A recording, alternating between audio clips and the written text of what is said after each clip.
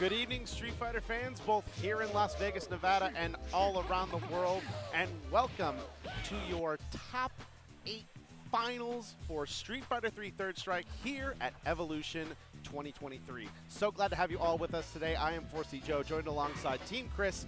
We are going to be taking through the action as we go through this top 8 final.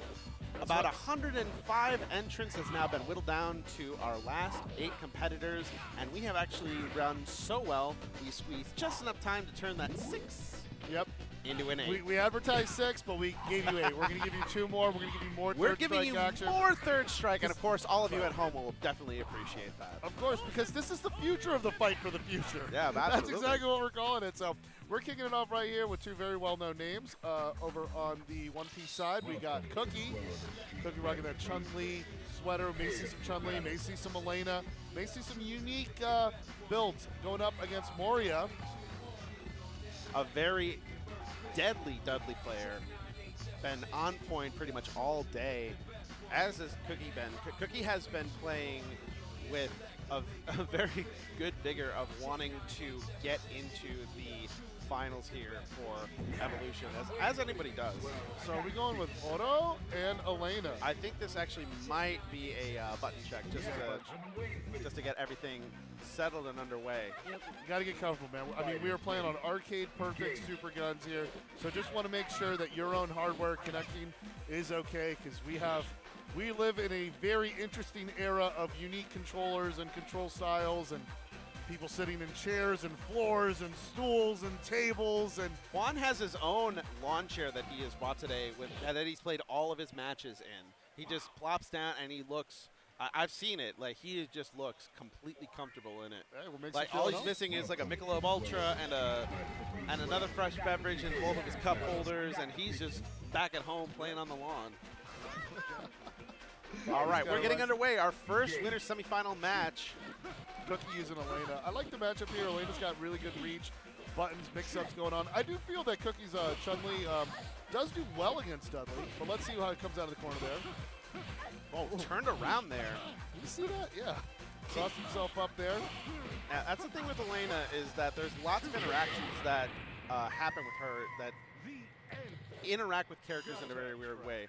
Her hurt box is constantly Oh, shifting. you want to talk about a hurt box? Her hurt box is constantly shifting, so that means that there's some interactions where she can just fall out of stuff randomly. You mean it ruined my mental health in Street Fighter 4 as well. Like, she would go underneath Rose's bread and butter combos. But let's see, Elena this time, Cookie's got the corner pressure. That's a good block from Moria against that overhead, but the target combo in the air, good response from Cookie. Yeah, you're going to see any time that Cookie has meter to spend, it's going to be spent on EX Mallet Smash. She really likes pushing on those plus frames and having that frame advantage in the corner especially. What's awesome is how both characters just excel at the overhead game. Just goes, and the high-lows in general. Like, just stabbing straight for the dome every single time. Oh, EX Mallet, yeah, he says it just again. I mean, I guess when your only tool is the EX Mallet, everything looks like a nail, right, Joe? Yeah, and Mario looked like he had the good read on that wake-up DP, but not quite, and getting a little bit too anxious trying to jump in, and Cookie responding with well-placed pokes. I'm here for all this. Stopping the offense and taking that first game. Yeah, like aside from Third Strike, I do have experience playing against Cookie in Street Fighter Alpha 2.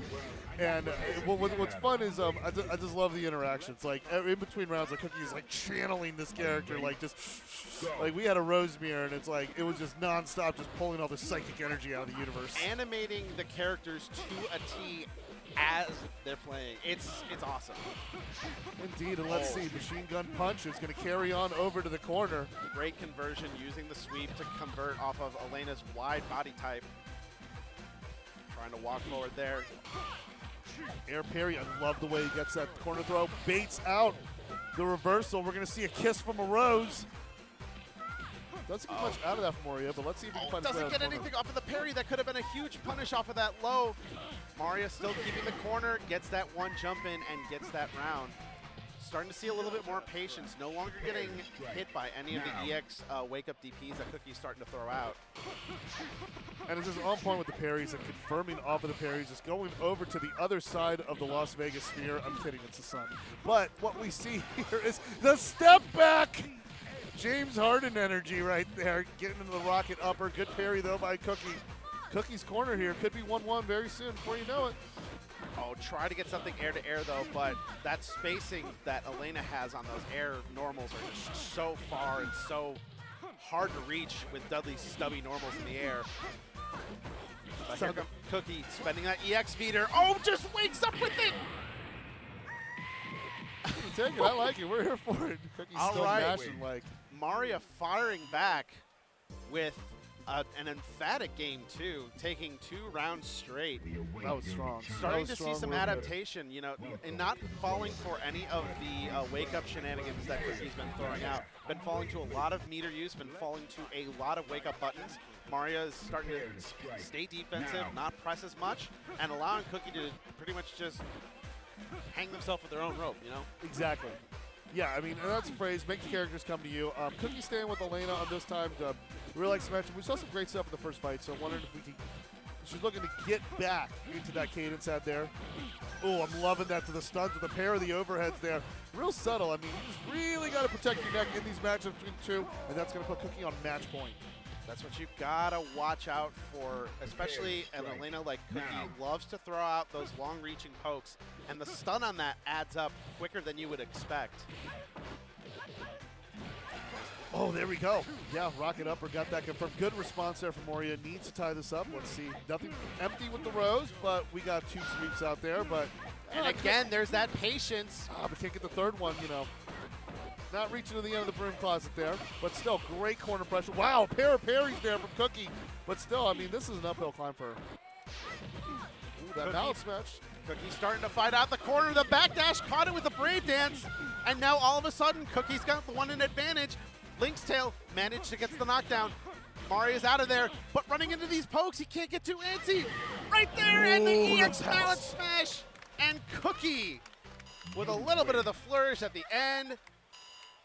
And the win pose. And Cookie is going to be moving on to winners finals here at EVO. Very nicely done. Yeah, the crowd is embracing it, as you can see. Like, just a lot, just plays with a whole ton of energy and just able to kind of flip the matches up on the head. That was a great comeback and rally there with a pair of mallets throws. I mean, all those things that Elena beats you to the naked eye because it's very hard to see where a throw is coming, especially if you're looking and on guard from the variety of overheads that come at you, different flurries that come out. But that was just great stuff. Great pick of the matchup there. Good use of the reach and just finding the eternal reward. And it also fits to Cookie's playstyle because I've always said this before. As an Elena, Cookie is slippery. Yes. Very hit and run and very knowledgeable of how to get out of situations and just keep at an arm's distance. And again, it can sense when you're getting too anxious. You saw at the end there, Mari was just constantly, like as soon as got out of the corner, running into pokes, running into overheads. Right. And just getting a little bit too anxious And when the runaway you game. don't need to. Yeah, You just and- need to hang back and just let the game come to you. And it just And if wasn't. you lose yeah. track of that, that's how you can lose. That's how you can lose sets. I mean, sometimes you're just swinging, grasping at straws in those situations. And a Atlantic player is just going to look back, kind of see, and just stay in their lane, stay in their cadence. And yeah, exactly as you pointed out, Joe. That's exactly how you close it out. So we're going to get to the other side of the winner's bracket here. We'll get you here. We're setting up.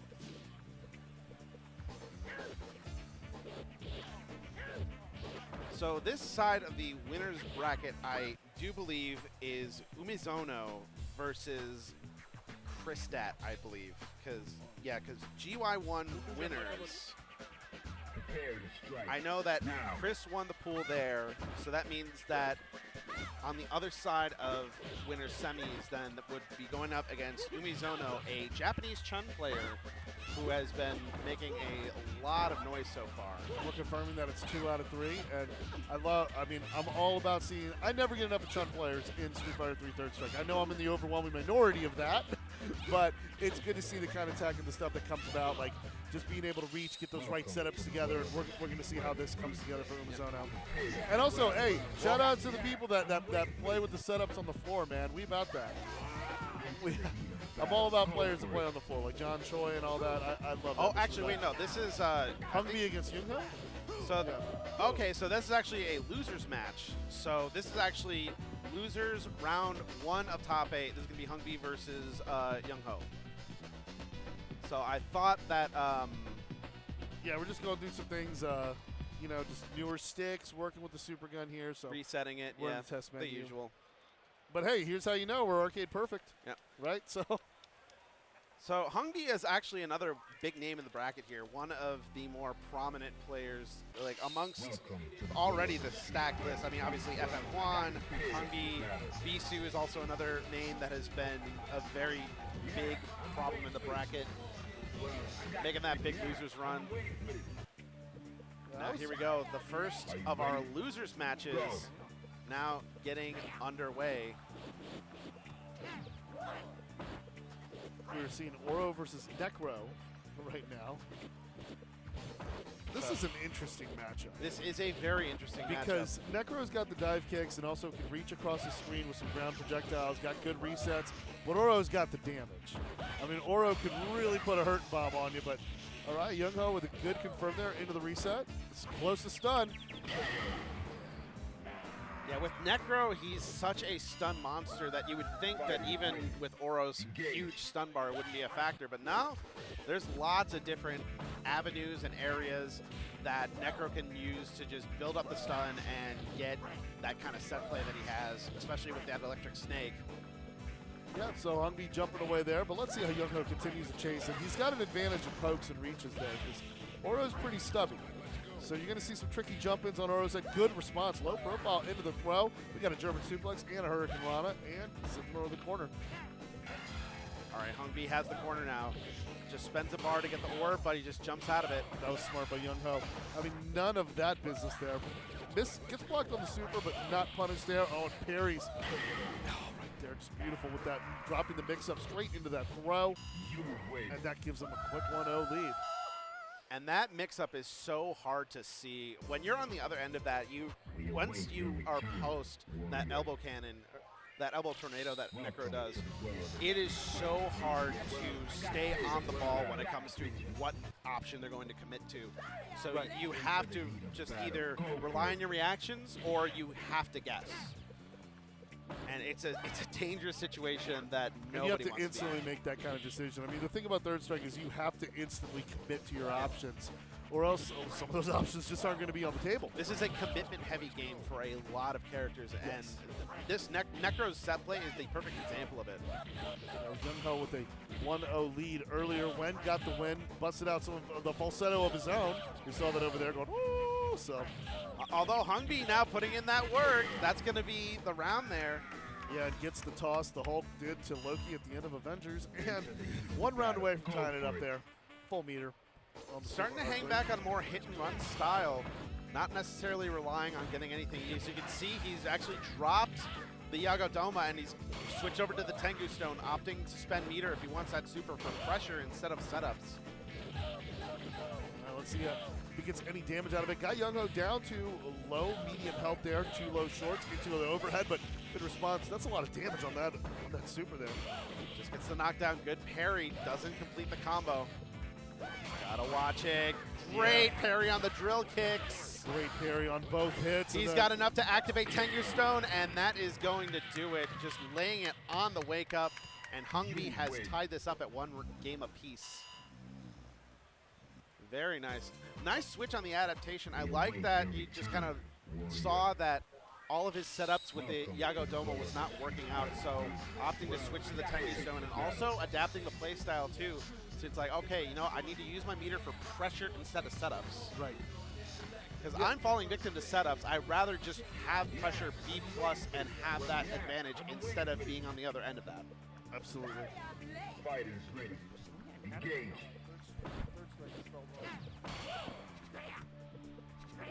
Hongbi just kind of hanging back right now. Great anti-air. Using those long limbs to keep Hongbi in the corner. Jumps out. Oh, I love it. Playing on the back foot. Trying to shimmy him in the corner there. Looks like it was a bait, and then stays on the same side with that fake. Now let's see how much he can go. Oh, just climbing up on those, just climbing up like the vines of Donkey Kong Jr. Corner to corner. There and he he's goes. still not done. Coast to coast and the reset into the hit grab. What a sequence by Hongbi. Yeah, he crossed over and then stayed on the same side the entire time. He was on the same side the whole time. Like, that's just one of those moments where you say, hey, there is no cross-up, there is no spoon, and then just able to create his own reality. Hongbi on match point here. Try for the backup, but good blocks. Young Ho trying to get something started here. That back fierce wake up, good option. Yeah, Young Ho has, Hungby has continued to back up because you're seeing that stun gauge you mentioned earlier. Like, it builds up. But now, like, you know, they're just keeping it slow. All right, good block there, but no punish. Level 1 out of reach there. So, I don't know if that's super safe at the moment. At certain distances, especially with Oro doesn't have a whole lot of pokes that can reach after that spur is blocked. And Young Ho doing a good job of keeping the game very grounded, doing good to smack Hungby out of the air. But now Hungby's starting to adjust a little bit, starting to stall his jumps with the double jump and the chicken wing. Oh, we're down to one more fight here. That was just good neutral there, channeling some inner Dulzim, and he's singing again. Singing here in the final round. Final round. Winner moves on. Loser goes home at 7th place. By the way, what a double jump. This is a bonus match regardless, so we're streaming all of the top 8 for this in Third Strike. We just want to give you a little more with that. Let's see where this goes. This is winner takes all here, though. Didn't get the second hit of the standing medium punch, and that leads into a huge Tengu Stone combo. Cross up again, goes under the tick throw. It's on point with those resets. The jump back into the jump in. This puts Hungby in the driver's seat to advance. Hungby now just kind of on the defensive, gets him with the short, and that is going to do it. Hungby taking it 2-1 and moving on in this bracket. What I really liked there, too, was the fact that you saw that Necro's options were just getting shut down in the end. He was just getting jumped on, so you weren't seeing any of the dive kicks, you weren't seeing any of the ground reaches, or any of the other types of shenanigans that we've seen Necro pull off throughout the years and everything. So, you know, we all know. So, but that was just really strong, good performance there, seeing that advancement, and just a good, unique matchup there between Oro. It was. You don't see that matchup in final brackets most days. No, you don't. And it's. Those are two characters that you see in the game, but when they face each other, it's a little bit of the Twilight Zone where, okay, how do these characters interact with each other? And that's actually a very good VOD to watch if you are a Necro player that has problem with the Oro matchup and vice versa. Right.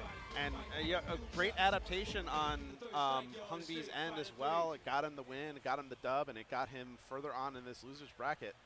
And speaking of losers run, FM Juan has made one huge losers run today. As you saw earlier today on stream, he fell to an Akuma player, Mr. Pomegranate. Mr. Pomegranate from Miami, Yep. 305, baby, woo! Okay, I'm not biased. But Since then, he has torn through losers. He has won again. I think he's won against Wicked Element. He won the run back against Mr. Pomegranate in losers. To run that and back. he also beat a bunch of other people to get to losers side top 8. Now got to go up against Bisu, one of the more dangerous young players on the West Coast. Go for it. Yeah, FM 805 here.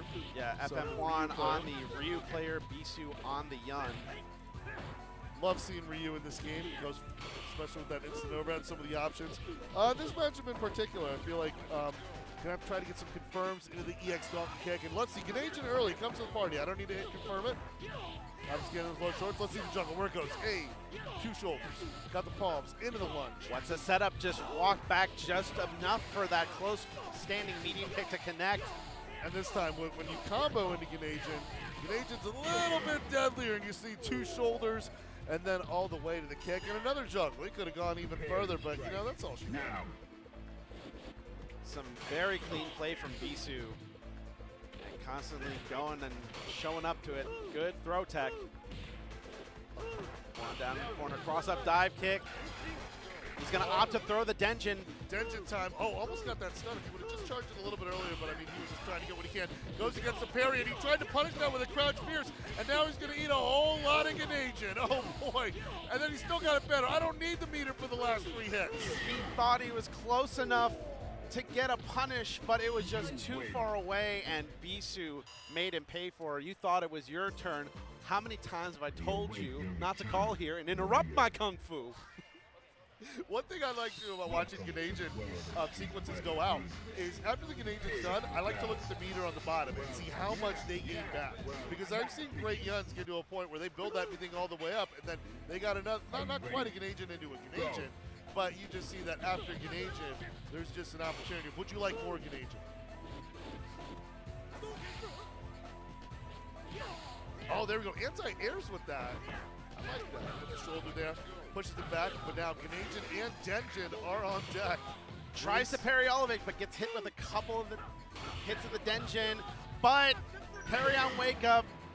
FM 805 with that first round. Fighters ready. Engage. Starting to get a little bit of adaptation going here. But activate on the Ganasian. Bisu pressing for some advantage. I like the attempt of the dive kick, staying in the front, doing the mix-up. Oh, there we go. 3 parries, triple taps, and gets his way out of the corner. That was just brilliant to see. And then anti-airs with the tops. You see a lot of interesting situational anti-airs in this game, but that's just what makes Third Strike so magical. Yeah, see, Juan likes to take risks like that, and the thing with Ryu is that if you take those risks, you actually get rewarded very, very highly if they end up working out. Yes. Because Ryu is one of those characters where if you just kind of let it ride on 0-0, you end up getting a huge cash-in if it works. Oh, goes for the High, overhead. lows, opening up. Normally, you'll see people give up the overhead when defending against Ganasian because it's just, he doesn't have any other options other than to continue looping it around or commit to a new low string. But this time around, Bisu was really able to get heavy connections off of that, and now he's in the winner's point situation. Great crouching fierce of the anti-air. He's got the setup. And gets the hit, gets the full jump in. Right there, I could have converted, but it's all right. Catches the rebound, finishes it off with the universal overhead, and now we are tied up at 1 game apiece. I guess you can call that a Going tip, into game Joe. We await Like I said, now, like the thing is, I was actually talking earlier in pools about this, and that is that in this game, scrambles are not as bad as long as you can keep your composure and catch your own rebound. Exactly, yeah. It's all about making sure that you don't panic that your game plan is going down the tubes. As long as you can salvage the important parts of it and follow through with the finish, you'll be fine. Yeah, you got to step into the now because a lot of you'll see a lot of lesser players like they tend to defeat themselves when situations don't go optimal their way. But you see, especially as you mentioned, Joe, especially in Third Strike, you're going to see people just like claw and scrap their way to it. So this is definitely one of the games where it's really about how much the player has a dog in them to just advance and go further. Back throw, activate. There goes that pressure. It's starting to parry out of it. Well, that's good parries there from FM1, but it's still not enough. It's an uphill climb. And then gets see, a look at that. He's got little 60 of the meter back. Another Ganasian on deck. He was trying to connect that with that low forward. I'm willing to bet that. And there he goes. Activates it right again. He tried to use the EX Fireball to dissuade it, but he drops the combo. But goes for the dive kicks over and over again. Now Bisu on the doorstep. Did you see the one Set before point. the dive kick that killed there? How it hit him in the back of the ankles there? Just brutal. I mean, sometimes immediate enough, that dive kick, you can't tell where it's going. Oh, he's got the full charge here. Let's see if he parries all 5, but does not go low. Yes, FM says if you're going to tap all of them, you best not miss. Watch your step. I mean, nothing's more impressive than getting those 5 parries at once, but for that to happen, he's going to go straight into Ganasian. I'm going to let this thing rip. How many hits we're going to see? What's the over-under? 10. Okay. That's a perfect 10 in my book, too. Now Bisu's got very strong corner advantage, but Juan's starting to fight his way out. He's now got the corner advantage. Activate from the low forward, gets tagged. Yeah, This is bad. going to be a huge sequence. It might kill if you get the ender. He doesn't, but he's right there. Goes for the low forward into the chip setup, and Bisu wins, ending the loser's run of the tournament. And Juan going out at 7th place. Meanwhile, Bisu is going to be moving on, representing West Coast. Impressive and stuff from Juan. Do it very, very nicely. Very impressive stuff from Juan, but I feel the difference maker in that matchup was the application of the super arcs. Yes. Because what happened there is when Denjin happened, it was just like he got 3 parries, he got 5 parries. I mean, even though he parried all 5 hits and led in that low forward there towards the end, when Ganagin happened, it was a party. There was no stopping Ganagin. Yep. And not only when Ganagin happened, Ganagin was coming back as well. Like, this guy was building a franchise, a trilogy of the Ganagin. We're talking post-credit scenes with Sam Jackson coming out. Like, just letting him know what's up, and that was just brilliant stuff. And I love seeing Yun play at that level. You know, the crowd is historically always been hyped to see them go the distance with those juggles, with the hey. I grew up on that, man. Yeah. Yeah, Bisu did a really good job of handling the Denjin as well. It's always, my favorite analogy for Denjin is, and Frankie BFG put this in his videos, is that Denjin is like a pitcher trying to mix up a batter with an off-speed pitch versus a fastball. Now here's the thing, hitters can still hit the fastball, and that's just pairing all of it and just being ready for all of the follow-ups afterwards. Right. Not only was Bisu had the eye to judge whether the timing was going to be paused or not, again, calling the off-speed pitch, but he also had the reactions and the hand speeds to hit the fastball. And it's Barry Bonds put it best. The secret to his success, there's always a pitcher that throws to a catcher, and all you got to do is just put a bat in front of the ball. And that's all there is to it. Well, that'll get you in the Hall of Fame. So here we got Texas's very own Chris Stat, very strong player here. Shout outs to Arlia for providing the razor stick over there to get this to begin. We got a traditional Ryu versus Chun-Li matchup, and hearing that sound means it's a Chun-Li stage. Yes. So, you know, we're gonna see a lot of kicking under the table. As Yep, that table, it gets in the way, but you know what? We love it, no matter what. We do love it. Like, I taught someone how to that kick under the table before I taught her how to do the super.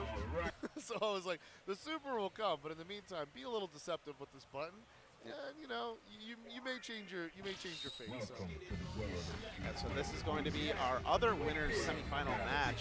Yeah, Chris Stat against Umizono. And it's actually going to be a Chun mirror. I actually kind of expected this. So Chris Stat is one of the premier Chun mains in the United States, going up against Umizono, who has been making a name for himself in this bracket with a super rock solid textbook Chun play. Yeah, I had the pleasure of playing against Chris at Texas Showdown 2022 and Chun Mir that went really well. Also, another great Chun-Li player from that area is Tommy Two Step, total legend, winner of Texas Showdown, and yeah, so. Oh, let's see. That's going to get blocked. He's going to parry the last hit. Yes, he will. Back Fierce into the super. Let's go jumping. What's going to be two? No, doing not the toe taps, opting for corner carry instead of trying for a reset. And there's the lightning legs catching the back roll. And that is first round to Umizono. Now, those two stomps only work in particular against half of the cast. I think the lighter weight characters, Makoto definitely catches that. I think Dudley does as well. There's a list of people you can stop. Otherwise, you want to do a jumping meaty kick cross under. Oh, that was a great combo. Getting the Kikoken to combo and get in between the buffer. Sorry, but catches a low forward. Oh, there we go. Great that crossover setup. was dirty. I love it. Yep, I've seen Tommy Two Step do that a lot too. It's a very deceptive cross under. And if you are not careful, if you're not watching your ankles, that pretty much means an automatic super. Great job crouching jab parry into the back Fierce, going into the final round. One of the most rewarding normals in the game as well is that back Fierce. Because no matter what, even if it's plus on block, builds meter, I mean, it does everything you could possibly ask the button to do. Like that the ender that Umizono is going for, opting for knockdown, especially when it carries all the way to the corner like that. But here comes Chris Stat. Opting just for the double Fierce target combo. Yes, got the corner. So good in this game. And then especially if you're seeing it over the corner, you can easily get like more low questions out of it. But what a confirm from Umizono, taking the first point from Chris Stat. Ooh. Yeah, Chris Stat got a little bit too antsy, was probably expecting a jump or something out of the corner, was sensing that maybe Umizono was getting a little bit too anxious being in the corner, and ended up doing the standing medium kick instead, and quick as a whip. Umizono caught that, punished that, and now is up one game. Prepare to strike. Now. Yeah, that was brilliant to see, and I'm hoping to see more of it. So Chris Stat hanging out around underneath the table. Well, I like that. That stand Fierce. It's so good. Oh, okay. Hazanshu back Fierce. I see you, Umizono. Honestly, in the mirror, this is the one move where you're going to see a little bit more Hazanshu usage than you would normally in a match. Yeah, that is true. I mean, when you got the long recovery on the fireball, what a Wow. confirm! Not him out in space, not Furthest enough to reach. kill. Just so clean from Umizono, but Kristat got the back fierce projectile into the Super R2. Manages to get the legs. Those lightning legs, parry this. It's not over. This is still very doable for Kristat. He's just got to make sure he doesn't run into a poke. He tried to advance there with a forward medium kick. Umizono was ready for it, though. Yeah, the trade definitely favors Umizono there. Taking it, and now this is a match point here to advance. And then again, what a confirm into the Super R2. Let's see what the follow-up is. Okay, stop to the torch roundhouse, legs to the face. That's right. I love it. Just give him the thighs, you know? Say, parry this. Umizono really likes that hard knockdown sequence that gets him a good amount of advantage in the corner and likes to use those lightning legs on wake up. This is going to be it. Hell of a Toe confirm tap, there. and that's going to be it. Umizono moving on to winners finals, where he will face off against Cookie. That's interesting Going because on there the might be other side. another Chun-Li mirror as well. I don't know if Cookie's going to counterpick with Elena, but we may see some things. And Cookie uses different builds with Chun-Li as well. I've seen her use Super Art 1 and 3 and like have a justification for it as well. To see it, like particularly, I mean, if you, it usually on paper, the Super Art 1 is good against grapplers like Hugo and other big hitbox characters that have big commitments and things that they do in the air. You're gonna see Cookie come out and be able to take that down. All right, so while Cookie actually was really anxious to sit down, we're actually going to go through our losers matches next, I believe, because we still have our losers quarters to go through.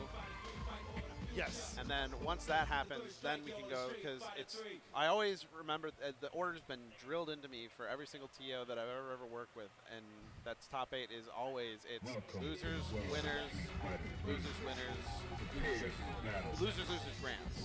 Yeah, and that caters to more efficiency in running tournaments and everything, and it just makes it easier to follow the stream as It's well. just nice. It's just a nice format to follow. I just hate a surprise winners final. You know, winners final always needs to be hyped, so.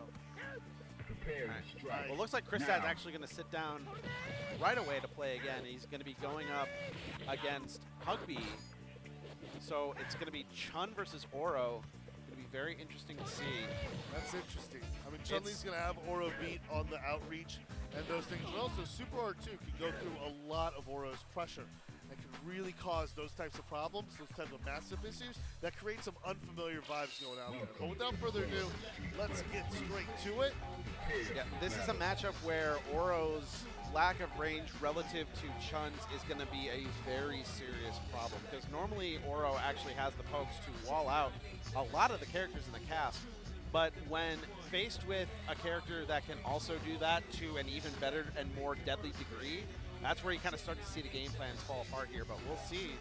I mean, he managed to get past Young Ho and that really tactical necro play, getting around all those anti-airs and all that stuff. Even though he had a very solid grounded game, he still came out on top, so we'll see.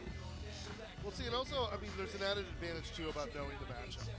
I mean, just knowing the matchup and knowing all of the rewarding ideas that Chun-Li can do, you can be able to formulate a strategy that can take you this far into the bracket as well. But let's see how Kristat does from now.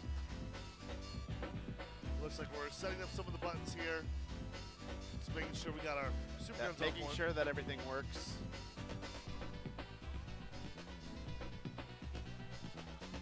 Let's see, folks. We are scrambling right now. We'll give you an update in just a second to see what is going on with the controller situation, but we do have people running over to the other side. You can see a shot of Arlieth right there. like honestly, literally just running through the screen, and then I just see him running through there. Like this weekend, in my eye, has just been shots of Tom just kind of running back and forth, just in this entire area. That's what happens when you run a tournament like that. Yep. And then when you run a tournament with 105 people. Was that correct, 105? 105, I think, yeah, final entry count was, I think, 105. I haven't checked the Start DG numbers exactly, so don't quote me on it, but I think it was right around, it was like a couple of bucks off of that mark, give or take. So, yeah, I mean, it's just been, I mean, I should know. When we ran the Jazzy event at Logan, I was doing the exact same thing that Tom was doing right now. which is just running around with my hair on fire, making sure everything is being properly run on time. But we tip our hats to the TOs, Yep. the bracket judges, the unsung heroes, the people who make pools run smooth in under 90 minutes. Like those types of characters are really the ones that I feel should get more highlights and more representation. And I feel Evo does a good job of bringing those people to the forefront. But we just have to see here because we switch over to the Dreamcast version very soon. No, we're not. No, sorry, we're sorry, not it's- gonna do that. Nah, No, the Super Guns, my bad. bad port. I'm living in CVS too right now. So Nah, bad port. yeah, so now we got to program the buttons one by one. But either way, I mean, these are the steps we take. These are the things we do to give you an arcade authentic experience of Third Strike. Because I know a lot of you are always like, it needs to be certain ways and everything. And I understand it. I'm that way too. To be fair, a lot of really high-profile Third Strike events at Frosty Faustings and at a couple of other places have actually had the resources and have reached out to the people and have coordinated enough Yes. to run on cab. And admittedly, that has I know it's spoiled me because those are my local tournaments. I'm just like, well, I didn't even have to bring my stick that day. It just everything is because that's the beautiful thing about this game. That's If you convenient. just learn on stick, you can play anywhere in the world because what is it going to be on most likely? Most likely it's going to be gonna on be on stick. cab. I mean, of course, but as you mentioned, Mr. Pomegranate X using the snack box. And we are seeing a lot of other controllers from newer players come to the forefront that really does transform the landscape that we're looking for of Street Fighter 3. But at the same time, it's just, it's I was raised in the arcade. So I always felt that arcade controls were a universal component.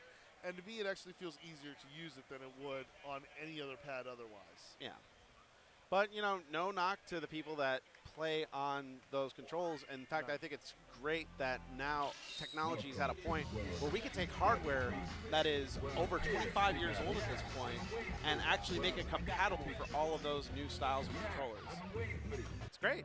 That is definitely true. All right, we are now into it. Kristat versus Hungby is our losers quarters match. Yeah, Hungry rocking the Teenage Mutant Ninja Turtles colors of that Oro. That's interesting. I like it.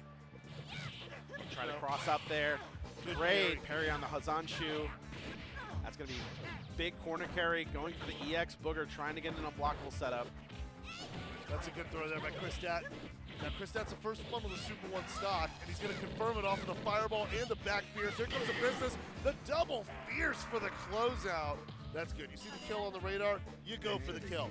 That's just that Street Fighter 101 and just a heads-up situational awareness from Kristat. Great parry, but can only really get a standing roundhouse off of it. Oh, gets tagged with the back Fierce again. Yeah, you see that whiff on that overhead. That's what did him in. And then Kristat able to get that confirmed with that back Fierce and the magic. Oh, completely went underneath the forward roundhouse. That's something that does happen frequently. Reset with the Tengu Stone, and that's going to be a lot of stun. That's going to be a lot of damage. It's not going to stun all the way. He's going to need to reset, but he's right there. If he gets one more big normal, that's going to do it. Hungby with the equalizer and taking it to final round. That was beautiful. Absolutely beautiful to see. And let's see, Kristat walking him down, past the trunk there, anti-air with the stand forward. I love that button as well. Because if you can be able to get that super jump cancel that comes out of it, really give him the business here. Kristat flirting with a perfect now. Doesn't get the perfect, but pretty close to it. Kristat keeping that corner, but here comes the knockdown. I'm calling it, Joe. We're gonna, oh no! What a jump! Yeah, This could what be a huge! jump. We know Oro can do the damage, and especially with that meter being full. Oh, but he saw it coming. He saw that exact same setup and tried to parry his way out of it. This time it's going to be the stun. Jump in. Is it going to be enough damage to kill? That's going to be the question. I don't think he has the resources. Trying for the EX Booger, and no, it goes behind him too far. And the stand Fierce, the punch of justice there, able to get one on the board for Kristat. What a heartbreaker. Hungby was on the No track. way. He was on the track to run that all the way back, but just that last sequence at the end, again, that's the problem with Oro. You can only space yourself so far before your lack of range becomes a liability, so that where Chun can reach you, but you can't reach Chun. What do you do? What do you do? I mean, it's just you don't get hit, Fighting and you just three. gotta put together that kind of strategy until you find some of the openings. But the openings are there. There's unsafe moves being done, and just ways to get around it and take it on.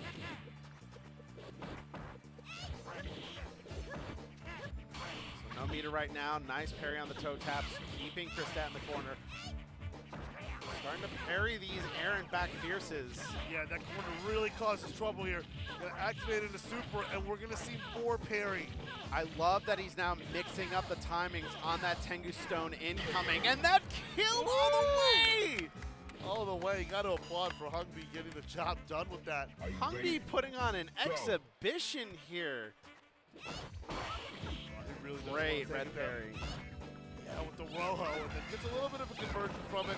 This super's going to get blocked. Parries the last hit like it's clockwork. And let's see, Joe. Let's see if we can get coast to coast with this. Oh, no! Now opts for spending a little bit of meter for the fireball to track on the wake up. Again, I'm loving Hungby's usage of the stand roundhouse after those situations. Wake up chicken wing, getting out of the corner, but got sent right back in. Oh, another whiff throw! Yeah, if he can get into a super from this, they can really turn the tide, but that back medium kick, one of Chun-Li's, a very underrated anti-air, has a good amount of startup, but a really interesting hitbox that it's able to apply that kind of pressure with. So still a sign of life on Hungby's end. Great low into the hit grab. Yeah, feeling a little more seismic, and then, yep, just lets it rip, goes into that, and then let's see what comes up in the corner there. In the corner, Oh, wait, it fell out! It fell out! This could be huge. Sets up Tengu Stone on the wake up. Overhead. He's got to hold that. Good defense on Kristat's end. Back throw, that's going to do it. And Hungby evening up at one game apiece, still showing some signs of life.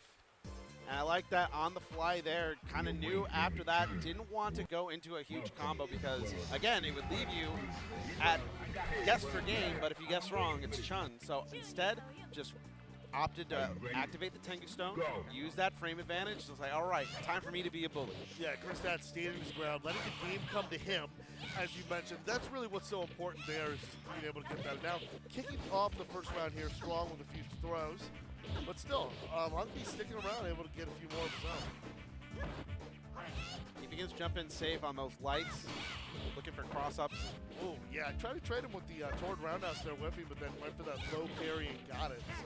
Yeah, but Hungby's been very careful anytime that he's been approaching with a grab in mind, because a lot of the times, especially in this past set, he's been getting tagged with that back roundhouse and the back fierces into super. So you had to be careful. These stones are definitely causing a problem here. Oh, but I like the response there from Kristat. Love the throw. Okay, now you just need one itsy-bitsy mix-up. Oh, wow. Jump reverse. Sure you can. Wow. I mean, when in doubt. Are you ready? Yeah, that is just taking up. And now, all of a space up in sudden, the head. Hungby is the one that is on match point. Yeah, let's see. So Hungby right now is just giving Kristat a whole bunch of, just a whole bunch of emotions to think through and re-channel. Emotional damage. as He's they like to got to say. watch out, though. Getting a little bit too anxious with his dash-ins and his walk forwards. It's getting tagged with a lot of those normals, but that super late chicken wing getting some good damage. Great blocks on Kristat's part. Still keeping some corner advantage. It was good awareness getting out of that scene and then being able to transform it into a. Oh, let's see what he can get. What he can Tengu pull out of that. Stone, activate. That juggle. Will Is it it going to be advance? enough? He's right there. Pixel health. And the chicken wing instant overhead. That's going to do it. And Hungby beating Kristat and moving on. Honestly, the people's champ here, because he's starting to kind of gather a crowd. He's starting to really show with that Tengu Stone play. We love Oro. It's doing really work. good. I mean, Yeah. I was seeing from Street Fighter V when Oro does work as well. People really cheer on that kind of character. He's kind of got that universal underdog. We want to see if he's able to carry the whole world on his shoulders with one arm, and just see where it takes us from there. But yeah, Hungby just putting together just an onslaught against very strong players here, and then he advances further into the winners semifinals. So we definitely have an Oro guaranteed into the top 4, which we're going to see later on. But going back here is we're going to see, is this the winners finals? Yes, this is our winners finals match. The two have sat down, and we are ready to play. Welcome to the world. Let's get this going, baby. You can feel the friction here. Well, I got the picture.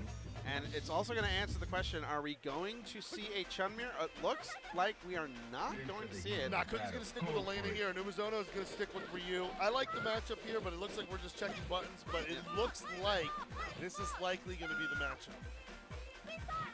In the Mufasa level, too, of course, because Elena's song is amazing. It's going to be interesting to see how Cookie's Elena plays around a Chun-Li of Umezono's caliber, because the thing is, Elena has always the running joke in a lot of circles is that Elena is the discount Chun-Li, which kind of makes sense. The pokes are there, the game plan is roughly the same. There's only just a couple differences. She has overheads, yeah, overheads, and also you have access to a DP, and also a bunch of other tools that allow your high-low to be a little bit better than Chun's. But where it falls off is Chun's game plan is much more simpler and rewards you for being much more effective with just your pokes. That's right, Joe. And also from a player's perspective at the same time, you're also seeing that Cookie is well-versed in this matchup as well. Being a Chun-Li user of not just one Super Art, but also two. Multiple, also yes. Super Art 1, and yeah, Super Art 3 as well. Does have some situations. But let's see how this starts off for Cookie. All those back roundhouses, they add up so quickly. And then leaving no opening there for Umezono to get in. And then, yeah, non-EX with the mallet smash, just tap, tap, tap. And that puts Cookie up here. Now this is a winner's final set, so we're gonna let you know about that. So this is a first 2-3. Yep, so we're gonna see a lot of 3 adaptations, games out of 5. switching characters, and all that jank stuff that makes Street Fighter fun. Brave Dance, baby!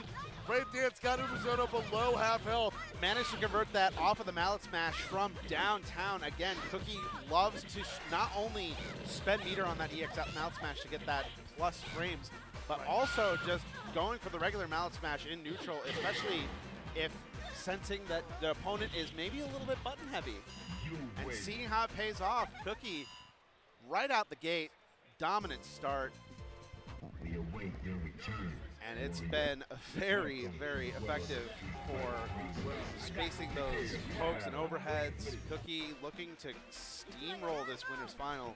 You can already see getting right into the animations, getting into the emotions. Yeah, it's the matchup knowledge here that you see. And Umezono needs to find other ways to get in. So he's kicking back with the back fierce. You see that builds up meter. He's got about 40% of it now. But Cookie just started with the offense there, and yeah, with that low crush stand medium kick. I believe that's a stand medium kick, but she has a lot of buttons that are able to be like beat grapplers and beat lows as well. Whoa, what a parry against the EX, but nobody home. Cookie connects with that, and then, ooh. Yeah, gets right in the face by jumping with that kick, and then gets that overhead. And flourishing with a little taunt at the end there. Now. Nice little how do you do. For sure. How you doing? Keep it moving. Cookie about to Oh, that go slide, up 2-0 yeah, that's here. a punish. That was a good reaction there by Umezono against that punish, and then great reactions as well with those mallet smashes coming in. Yeah, but this is the problem. You don't want Cookie to build up too much meter because, again, as soon as the opportunity presents itself, the meter's just going to be spent on that EX mallet smash. I want to be plus. I'm going to continue to be plus, and you're just going to have to hold that. Yeah, I like how Umezono was able to punish the EX Zanshi there with the, whatever Elena's version of it is, with the back fierce there, and then able to connect with that, and was fishing for that with that low forward confirm. You can see that. You can see that buffering coming around. And Cookie just playing very patiently right now. Umezono has to approach, not in a position to let Cookie come to him. And tried his best, but Cookie just staying patient with those pokes, and all of a sudden, up 2-0. Oh, Cookie offered the handshake. I saw it. I saw it. Listen, I see that, Cookie. It's winner's Cookie, final. Cookie, we've been playing all day. It's all right. It's all right. It's all right. It's been a long day for all of us. I saw the extended hand there reaching out. Yeah. It's been a long day. That's why I'm standing up. So I'm about to say that. I don't blame Cookie at all. If I was in the same spot where I was playing through this long of a bracket, I would be in the same spot. I'm just like, oh, word, yeah, we're done, right? So checks the dash there with that low little, I call that a 6-step. because I'm a break dancer, so 100 pounds ago. So, like, yeah, there it goes. By the way, Third Strike is the only game that I like to commentate standing up. So it gets hype like that. So Cookie started off in the corner this time, like, you should have took my handshake. Umizona's starting to find a little bit of the timings and the parrying of those long pokes. He's starting to get out of the mallet smash setups a little bit better now, but Cookie's starting to see that, starting to change up those timings, throwing a wrench into Umizona's attempts.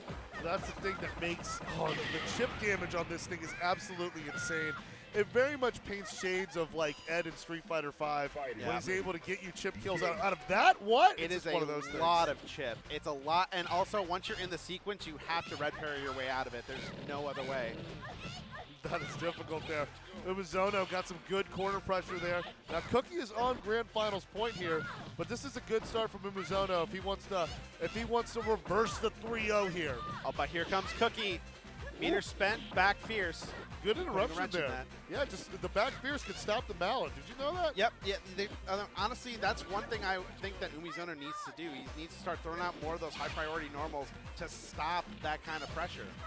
Yeah, we already see him going off with that big throw there. Tries to get the empty jump, but good response by Umizono with that low forward. Now both meters here full on deck. Yeah. Every single meter is filled to burst, and it's all a matter of who's going to dump all that damage first.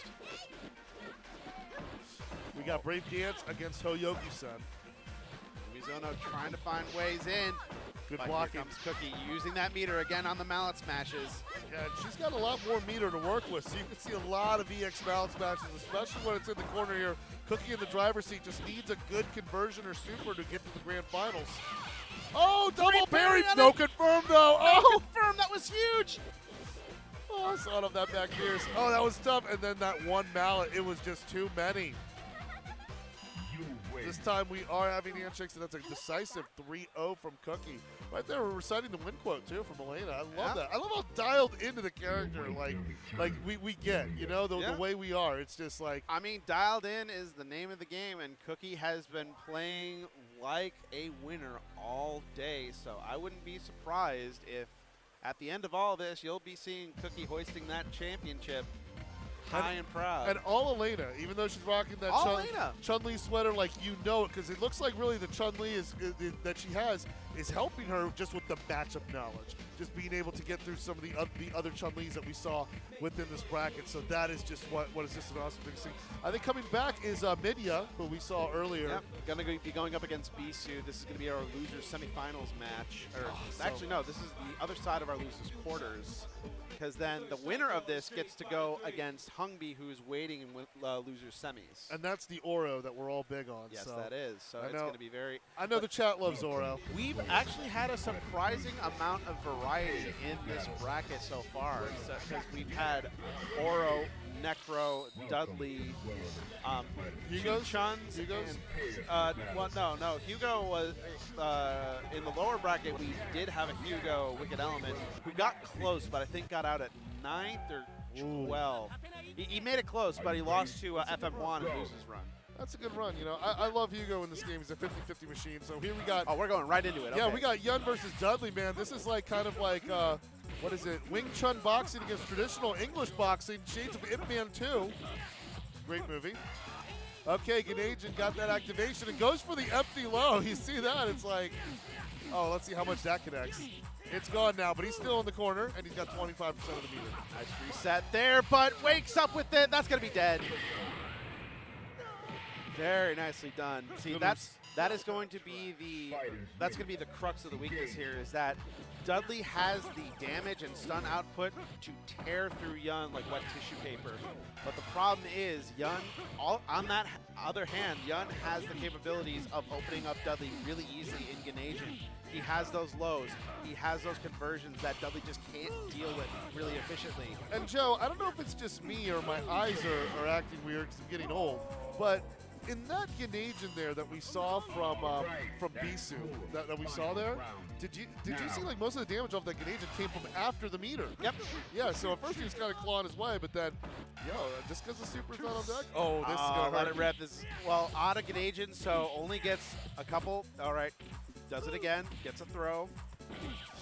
Oh, again, that walk back into the close standing medium kick. That is such a tricky setup. You think, okay, I can just jump out the corner, but then you just get tagged, and all of a sudden, No, you get launched and eating it's a bunch Marvel, of damage. baby. Yep. You don't want to get launched by because Yan can do so much off of that normal if you get launched. It's just really, really brutal. So Bisu taking that first game pretty decidedly. And Maria's definitely got to think of some way to adapt to this pressure. Because it's going to be, again, it's going to be hard for Dudley to really adapt to any sort of Ganadian pressure, especially if Bisu's going to be going low a lot on his high-low mix-up. By the way, this is my favorite color for Yun. I think it's great. Kind of reminds me of Rufus from SF4 a little bit, and especially when we got the double dive kicks going on.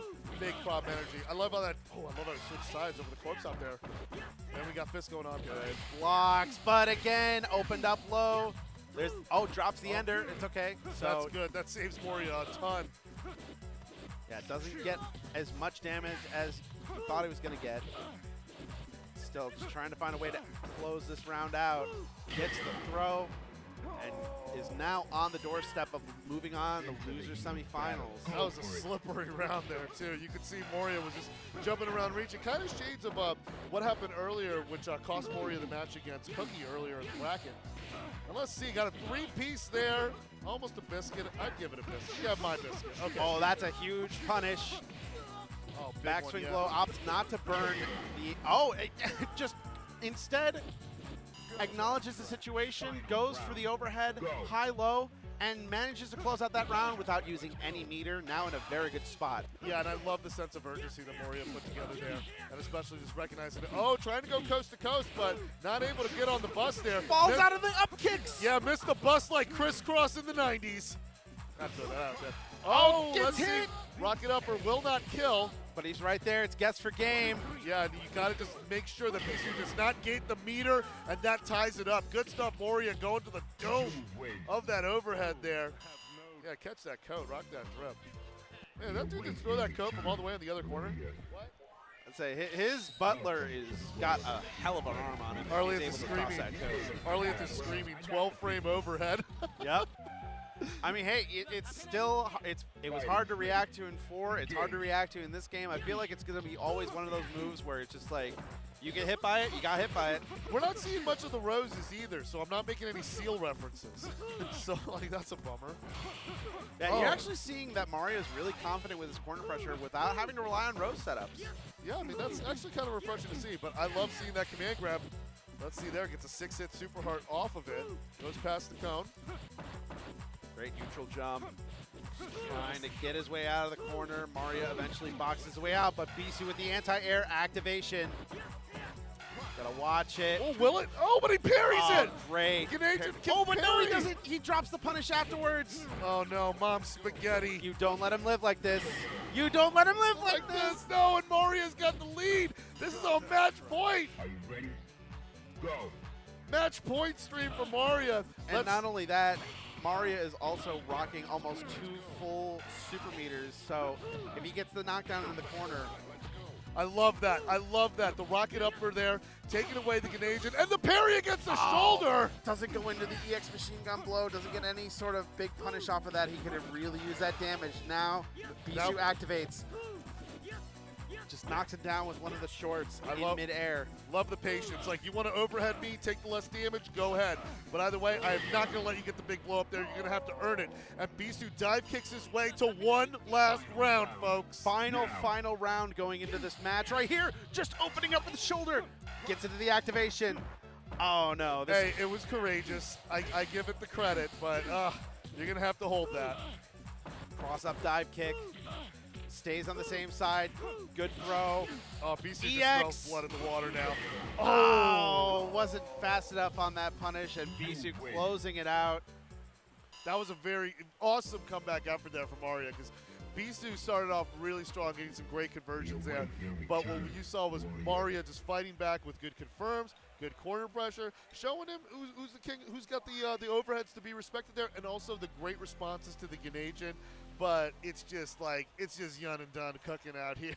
Yeah, pretty much. I mean, It was good on Mario that he was adapting. It just Bisu started to adapt a little bit faster in the scrambles, and that was really the game changer. Because again, it's all about making sure that you can catch that rebound. And once Mario started to kind of find that rhythm again, that was like Mario started to lose more trades. He started to get opened up with these random interactions with Ganagin, and starting to get hit with normals that led into these big combos. He just couldn't tighten it up in time, and by the time he was starting to fight back, it was just almost too late. But that's what makes a great third strike players, is just being able to put that situational awareness on display. Because a lot of players hate scrambles. I mean, a lot of players, you know, the old Mike Tyson quote, everyone, and everyone misquotes this, by the way. It's everyone's always got a plan until they get punched in the mouth. I just don't ever want to, like, correct them, but, like, that's the quote by Mike Tyson. And you see some people, when they're outside of their comfort zone, what do? Do they rise up to the situation, and then they start throwing, they start changing up, finding new options, and then being able to stick it out until they get that opening?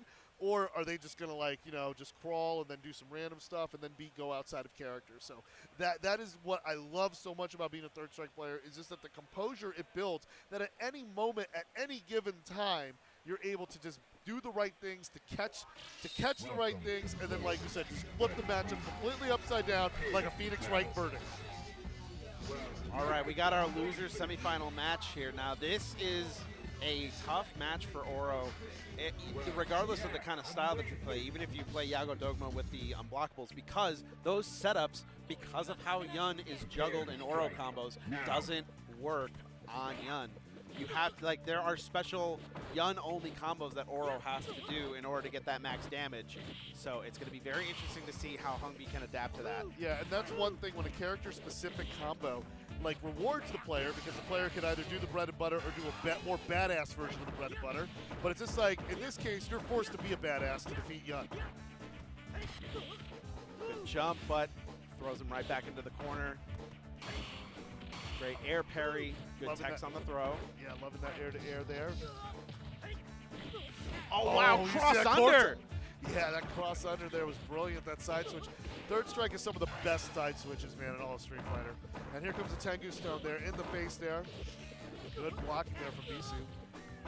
I like that use of Tengu Stone. Just, again, There oh, we go, no, that's he it. got caught. And eventually that's just going to get opened up. See, just as I noticed, I said, that's funny, you know? Hungby's got a lot of great pressure there, and Bisu has yet to get into Ganagin, but then all he had to do was just hit that three-hit target combo into the shoulder, and then that's all she wrote.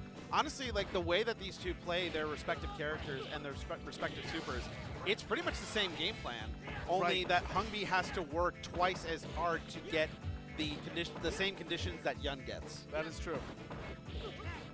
That is true, but sometimes, you know, you just have a certain cadence with your character. Oh, did you see that red parry? That was sick. That red parry, and also, yeah, so this time we got the brick speed juggled around there. A few pairs of the overheads, but that's the thing that makes the difference with the Tengu Stone here, is that when the Ganagin gets the overhead, it's kind of like you're just taking the throw, you're just giving it up, yielding the damage, but you do not want to let Oro get those knees to the dome. Especially Oh, no. if he activates the EX and gets 5 stones out onto play, because those overheads, they hurt and they build up stun like crazy. But Bisu just does not care. He's clapping back immediately with those high execution, really fancy enders. I could have got Ganagin off of that shoulder there, but this time pops it and gets that confirmed. We'll see if he can get it off of that corner pressure. Oh, great parry into the throw, and negates Ganagin. Bisu in the corner now. A clutch throw tech, low forward into the dash punch. Oh, he tried to actually parry his way out of it. I thought that was actually, so that's the chip setup, because if he didn't try that at all, that would have been a chip kill. So he actually had to parry his way out of it in order to stay alive. Just one of those situations where you just gotta execute your way into survival. I mean, Hungby has shown he's hanging. He's hanging on, and he's hanging on good, but like, Bisu really wants this win. Well, Hungby's got to make sure that his Tengu Stone hurts more than a kidney stone. Yeah. So we'll see how that all plays together. I've had 2 last year, so. I really like the use of that double jump just as the shoulder is getting into range. Yeah, as long as you just make sure it's unpredictable, you surprise him. Bisu's stunned early. This is a perfect. Oh man, we gotta let him know. Hey, Yep. that's cool. Right, that's cool. That was 3 hit grabs, 2, like, in that sequence, like, those two stunned Yun, and then the third hit grab was just all he needed to kill. You know, I could just see some Stream Monster on Tier Maker right now just saying, maybe I need to put Oro a little bit higher there because of that. Oh, command grabs, we got those. He's going to go coast to coast. No, the Ganagin expired at the second truck. Yep. But starting to get that Ganagin back. Just one more sequence from getting meter, but the toe taps. Those toe taps are horrible. Here comes the Tengu Stone. That pressure, again, high-low. You've got to try to defend as best as you can, but it just whittles away your life so much. Yeah, we're tied 1-1 in the last 2 out of 3 set of the tournament there. That was just... Wow, that was wild. I mean, kicking off with that perfect round there, 2 started off, and then just being able to get that bad behavior going on there. But we're sticking with the same color, same loadout, same brilliance, the same. I like this Raphael inspired look that on this Oro, by the way. I want to point that out. Oh wow, close standing medium kick. Trying his best. Oh, tried to sweep, but got caught with low forward activate, command grab, able to walk into the corner even though there was no combo after that command grab. Yeah, didn't get anything out of that Ganagin there, to be honest. And so he needs to build up that super to make it more rewarding. Air to air coming close, but look out for that Ganagin. It's activating. He's going to lunge punch his way out of the corner. Universal overhead trying to open him up. Again, using those same strategies. High-low mix-ups as is activated. And he just gets so many time, so much opportunities to just keep doing that. I mean, it's like playing Monopoly and you don't go to jail after rolling 3 doubles. Oh, huge launcher. This is going to be a big combo. Yeah, and he's going to keep it juggling because this is Vegas, baby. He's handling the props better than Carrot Top. Let's go. Manages to get the full extension on that combo too. In the corner, it actually makes that chicken wing combo a little bit easier to do instead of out mid-screen. Survives that Ganagin, good defense, and leaves Bisu kind of having to build up another one. Meanwhile, he's already halfway. Good air parry, but Bisu responds. Back throw, EX on the wake up! No care in the world, we are going to the final round of the set. He's like, you will respect me. I'm gonna go out like that. And yeah, one will survive the next 95 seconds. We'll see which one it's gonna be. And right now the Ganagin's off to a good start. This is a big activation, just kind of keeping him in the corner. Can't get the grab. Yeah, he denied him of the command grab there. That was really good by Humvee. Back throw in the corner. Yun trying to dive kick his way out of there. Super jump right out. Yeah, like if we're getting Ganagin in the corner there, Humvee has a lot of life left. Air target combo, sorry, Joe. Oh no, juggle off the Ganagin there. I'm gonna wake up with that anyways. While activated. Oh, and the overhead.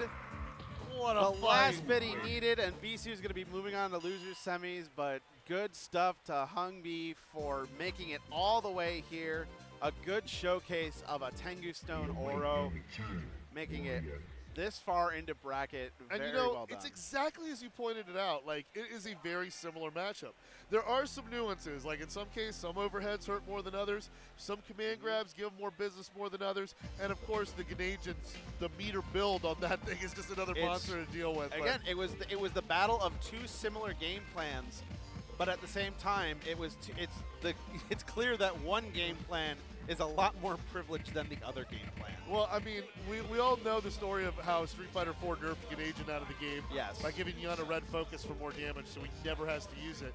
My theory, Joe, my take, and I want to give this on the stream, is someone at Capcom was a big fan of Yoo-Hoo.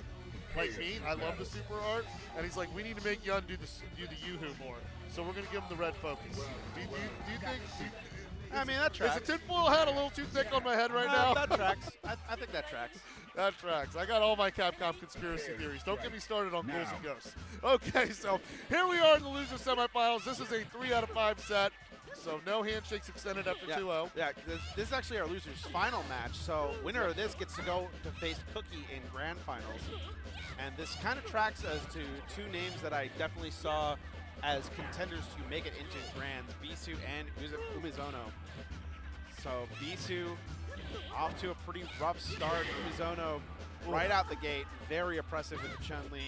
running into the buttons, making sure that he doesn't have a whole lot of opportunities to activate. You got to use those buttons. I mean, those buttons give him the advantage right there. And Umezono's going to make Bisu pay. Do not do Ganagin from full screen on me, not in Lucian's final. I mean, that'll get you out of pools. But that's not a top 3 move. And Umezono like survives that Ganagin with 70% of his health. I mean, that's pretty good. Well, activates right there. He's got to have this good advantage. Command grab, gets I the like ender. the side switch. I love the side switch. Oh, it looked like he was trying to get the super jump cancel off that toward roundhouse, and then nobody's home on that one. So Yeah, that wall jump that a lot of Chuns do, if they don't get the super jump cancel, that's their backup plan, where then it resets the situation that puts them mid-screen, and most characters can't punish it. yeah, so at least gets out of there safely, but that's a nice confirm for the kill. Umezono up 1-0. Yeah, and you can see the Chun-Li advantage in this matchup here with the pokes, the confirms, and just like Bisu is gonna have to get in a lot closer in order to get this done. The key here is the adaptation that BC needs to make is he needs to start approaching from the air and starting to mix up the timings, because that is, on paper, the one flaw that Chun-Li has, especially against Yun, where he has a lot of control of the air game with his dive kick, his great normals, his air target combo. It's just many avenues where he can make approaching from the air safe. He needs to start exploiting that in order to get in and get to the distance that he wants to be in front of Chun-Li. That's right, create a situation against your target with only situational anti-airs. And there we go, 9-hit super art there. Good juggle there from Bisu. Try for the walk back, close medium kicks launcher, but was not ready for it. Tried to red parry the shoulder, and Umezono's gonna lose the round because of it. The driver's seat, how many shoulders was that? I think it was 7. So 11 hits overall, the super art there. Just rolling, love to see it completed the coast to coast there. Throw range so far away, gets tagged with the back fierce. Yeah, and the reach of that, like sometimes being able to know the deceptive reach of the back fierce, because it's different in a lot of different Street Fighter games as well. But in this you're seeing the best version of it. The version of it Capcom's like, we will never let it be like this again. Activates just to keep that pressure going. Oh, too far away for the target combo to hit. And Umezono here has 2 Super R2s on decks. And so heading into the final round there, you see the difference in meter disparity. Bisu needs to get Ganagin ASAP. Ideally in a combo so that way he can get just half-life of damage off the board right away. Yep. And again, starting to use those dive kicks. Use that as a way to get in. I nice, like open up with the universal overhead. I like that. That was nice, and then that's able to get Umezono down to 40 HP, 40% HP. And even got the fully optimized ender, so almost got another one on deck, but here comes Umezono. Look at that stun meter. It's getting real close. Oh, and that's it! Shining Wizard! Wow. I call it that, by the way. Can we call it that? Oh my god, that back roundhouse, I thought that it was just too far away to hit, but it just tagged Bisu as he was trying to just stand up in the corner. Probably mashing on a low rough. short, probably mashing on tech, one of those things, but that's one of my favorite moves Chun-Li has. I call it the Shining Wizard because it kind of looks like one, so I'm really trying to get that phrase over. Okay, combo's off in the sweep, target combo sweep, don't see too much of that.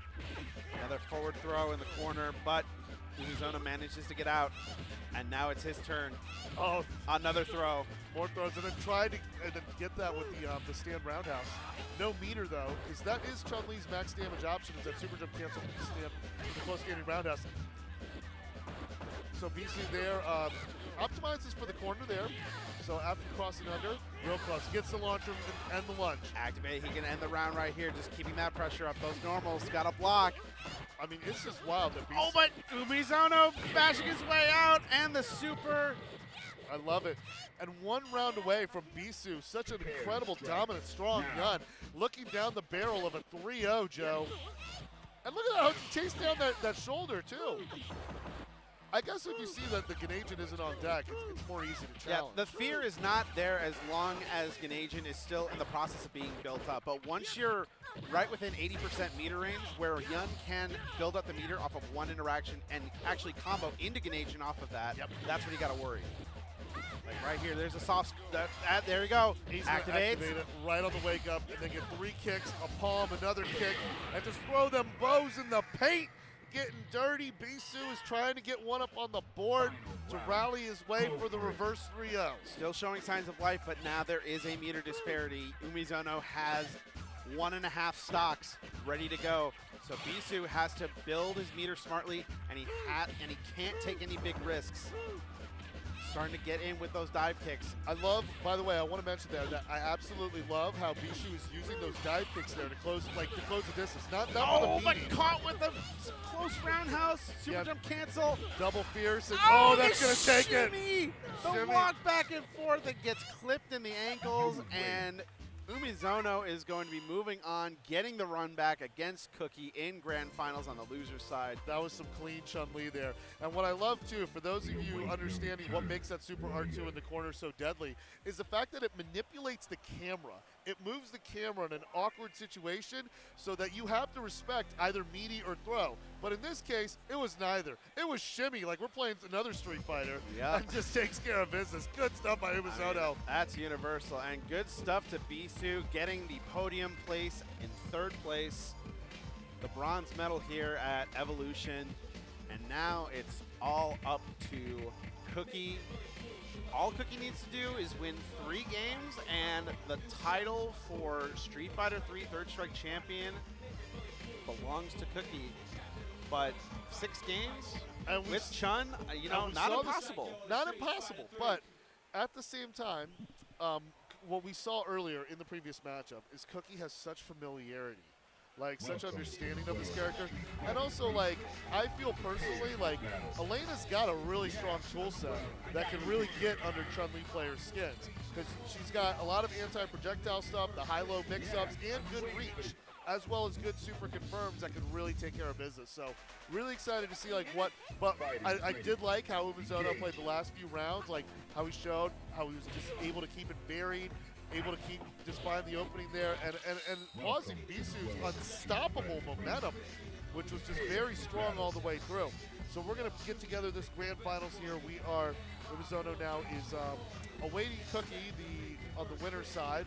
And we're going to go and get you that and get you right straight into the action there. But I want to ask you a question as well. Like, what are some of the highlights you want to point out, some of the earlier things we saw in the top 8? Well, honestly, I really liked Huggy's run through top 8 just overall. It was a really great showing of Oro play, and especially Oro play with Tengu Stone, because a lot of the times Oro has been optimized with Yagodama in mind, and obviously because you have the unblockables that build up meter into another unblockable, and that's all fun and good, but Tengu Stone just has that kind of quality where if done right, it can be just as effective, and he definitely showed that in this bracket. Yeah, There we go. Yeah, with the Cooperation Cup shirt too, yeah. Definitely showing. We love to see it, man. From Japan all the way here, like just a I'd worldwide say, talent yeah, on this shout outs stage. shout outs to the talent that managed to make the flight out here to Seriously. show up, because And like the bracket, it's man, 105 people that showed up strong for Third Strike. very impressive. It just shows that there was a lot of interest and love in the EVO Community Showcase, and that really there've been just so many games that have made EVO just what it is, and we can't, like, Third Strike is just, it's defined the moment. I Yep. mean, of course, it's like people don't even know that Moment 37 was not the grand finals. It was actually It was losers finals. It was losers finals. Yep. Yeah, and neither Justin or Daigo won the tournament. That was Daigo. In fact, if I'm correct in my thinking, I think Daigo placed second that year to either KSK or KO. I forget which one, but because it was either 03 or 04 was the year that KSK, the Alex player, made top 3 Yeah. at EVO, which, for 2003, an Alex player Alex to make player top in 3, 2003. that must have been wild. Oh, That must have course. been cavemen discovering fire for the first time. Because I mean, I'll tell you, the arcades I went to as a kid, like going all the way back to, I grew up in Florida, so I went to Boomers, and then also the one that's really well known is there's Final Round Arcade at the Mall of Americas, as well as Flippers at the Town and Country Mall. That's where Third Strike was really popping off back in the early days. Shout outs to the guys like Alex Navarro and Rochelle and some other old heads from like that era. Never seen an Alejandro. Never seen an Alex. Yeah, Like I Alex was think kind of a meme. I think the ancient legacy venue for those games might have been Nickel City in Chicago. That now I'm about to say that is like the throwback of throwbacks. You had a Nickel Arcade in Chicago? So it's called Nickel City Arcade. I think it's you know what it is still there. It's just I don't think they have any more, or they might have machines, but they just don't really keep good care of them. I know that mainly because it's a combination of it started to get more arcades to kind of appeal to just kind of the general arcade goer these days. Then also Logan Arcade kind of became the spot for Third Strike and ST as we kind of developed the scenes at that venue as the years kind of went on. Now there is, I know somewhere on Google, you can look it up, there is a worldwide map There is. of all, and it is actually updated. Like, it is actually, like, there were other games where I looked at the worldwide map, and I actually had to write them and say, this arcade was closed 20 years ago. Yep. We actually play at this one. But the Third Strike one is actually kept up to date, and you can find good competition by looking that up. I believe that map is either admin or it's run by the Shen, who is one of the best, if not the best, Third Strike archivist that we have to this day. And we appreciate it because we got people coming to Arcade Odyssey from that map. Yeah. Yeah, they're like, I heard people play Third Strike here. People coming to Logan, and actually also the newer arcades, the Yeti station that actually opened up in Aurora. Yeah.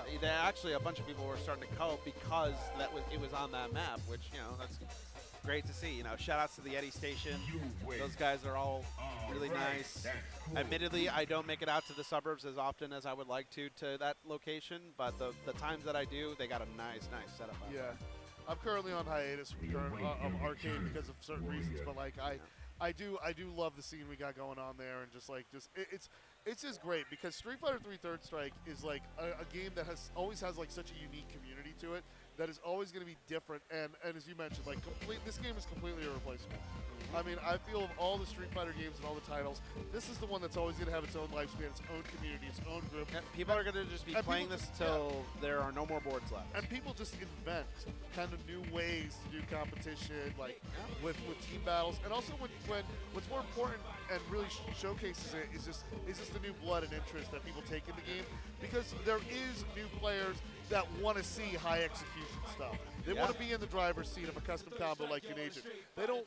They feel that maybe today's fighting games kind of hold their hand a little bit, like it's a little too on rails. Like I think some of the older Third Strike players, like they tell me that they feel other fighting games are too on rails. All right, here we go. Ado, Grand Finals, Evo, Cookie versus Umizono. We got this Cookie's on the two-player side with the Elena. We're just checking buttons here. No, we're going right into it. No button checks needed. They want to get this Grand Finals going right now. Yeah, thank you for the. Yeah, I stand corrected because look at the meter Chun-Li just built off those palms. It looks like a button check, but it's like, no, really, they're building up a lot of meter. I think this is going to be the difference that Umizono is going to go with, because in the last set was a little bit afraid to build meter at full screen. Now kind of recognizing that Cookie is not going to approach without a reason to. So, as long as I'm at full screen, might as well. Brave Dance doesn't get a life lead there, but walks forward with those strokes. And yeah, I want to see Umizono being able to challenge more of Cookie's overheads. Like just stuff those palms, that back fierce in there. It'll fit in some areas it's never been able to fit for in other Street Fighter games. But that's going to be the adjustment. And the stand fierce just punches. That's going to be another big adjustment. Is Umizono is going to be a lot more reactive to any time that Cookie starts to get with EX mallet smashes. Yeah, this is great. It's good seeing Umizono having the sense of urgency here. Oh, let's see it here, Super Art 2. Oh, tries for the toe tap. Oh, parries the wake up, but only gets the first hit. Yeah, that was very low on where that first hit was located too, so that timing might have gotten a little bit jank there, but I'm loving the appearance of the Stand Fierce. Yeah, I mean, more far-reaching Stand Fierce. It's a good button to deter. And again, it's those fierce buttons, they're going to be the ones that are going to deter Cookie from doing that mallet smash pressure. That throws the wrench into that game plan. So where's that pressure going to come from? That's going to be what the answer. That's going to have to be answered by Cookie in order to get more damage, more pressure. Just in general, trying to get closer to Umizono. Yep. But Cookie's going to stay the course here in the winners bracket. Going to stay the Super R2 build out there, and let's see here what Umizono does. But I love the adaptations Umizono's doing, because you're also seeing a neutral also that Crouching Fierce come out too. And that's got a little bit of some good reach as well. Yeah, that walk speed that Chun has can exploit a lot of those far-reaching normals that Elena has, because while they are good pokes, they do have a lot of end lag on that startup. So if you're able to walk in and out of that range, you're already doing a lot to deter undue pokes. Yeah. And now we see Umizono with a good light here. Gets This will kill. tagged, and that's going to be death. Yeah. Already seeing some great adaptation on Umizono's part. Back Fierce to Fireball adds such great damage to that combination there, so definitely makes it count. Umizono can go up 2-0 here, trying to Back Fierce his way. Hey, just shouting at that table. Just letting the T talk. He built him a free Super Art 1 there. I mean, Cookie just let him have it. Trying to the overhead, just hanging back on those far-reaching pokes. Doesn't want to overcommit, and also doesn't want to show the hand too early, committing with the EX mallet smashes. Loving the whiff punish. There's a pair of them from the Stand Fierce and the Back Fierce. This one's going to connect with the Fireball. It's guess for game. Oh, another sweep right there, and the walk back, crouching forward, and all of a sudden, That's too low. that's on the doorstep of a bracket reset. Yeah, that's You're too seeing low. the adaptation in real time. Again, it's just using those fierce buttons and not showing any fear when Elena's walking forward, because those active frames on both those fierce buttons and also the reach of Stand Far Fierce throws a wrench into that game plan completely. So once you're at that range, again, as Elena, what do? You switch to Chun. That's what you do. That's what you do. Cookie making the character change here, so we're seeing Cookie All right, rocking the Jade. now we're playing some Third Strike. You These see? are my two favorite Chun-Li outfits, by the way. I prefer Chun-Li in black because this has got that funeral vibe, you know? But Chun-Li in the Jade, I mean, Chun-Li in the Jade is nice. I love this. Both characters very well versed in the art of the Gong Fu with their... Oh, wow, what a follow-up after that parried step. That's kind of like the reset that that happens after the toe tap, the delayed kick into that reset. Brilliant there. Oh, yeah, Umizono, the black Chun-Li, gets that confirmed. It's not going to kill. And then just whips the lightning legs and then says, you know what? Maybe it's a good idea to just whip these out anyway. Keeps it going. I love lightning legs, too, on a chip-to-kill situation there, because it's more difficult to parry than supers are and in that situation. So I think it's a fun little thing to keep in your tool set there if you just want to get that kill. But Umizono here, 1 round away from bracket reset, and Cookie is in the corner. Tries to jump out. Crouching jabs just to keep the space. Late confirm, love it. Canceling off of those recovery frames. Stomp to the roundhouse and wake up Bird. Nobody there. No punish on that. Here comes Cookie. The Toe Jade tap, shot. reset. Yo, The that standing medium punch. That reset was lit, but that was just a good response from Umizono. Great situational awareness.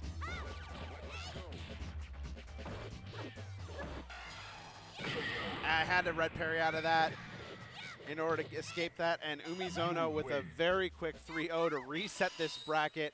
We've got one more set of Third Strike, and the winner of this set will take it all. Well, let's see. It looks, I mean, so far in this matchup, Cookie has had more success with Elena, but and he's going to healing this time. Healing? Yeah, no Brave Dance going to healing. Oh my God, you're right. Gonna try to lame this wow. one out. Here comes the adaptation. Let's see if it works. Elena has brought Cookie more success throughout this tournament, and also I feel has the advantage knowing the matchup against Chun-Li.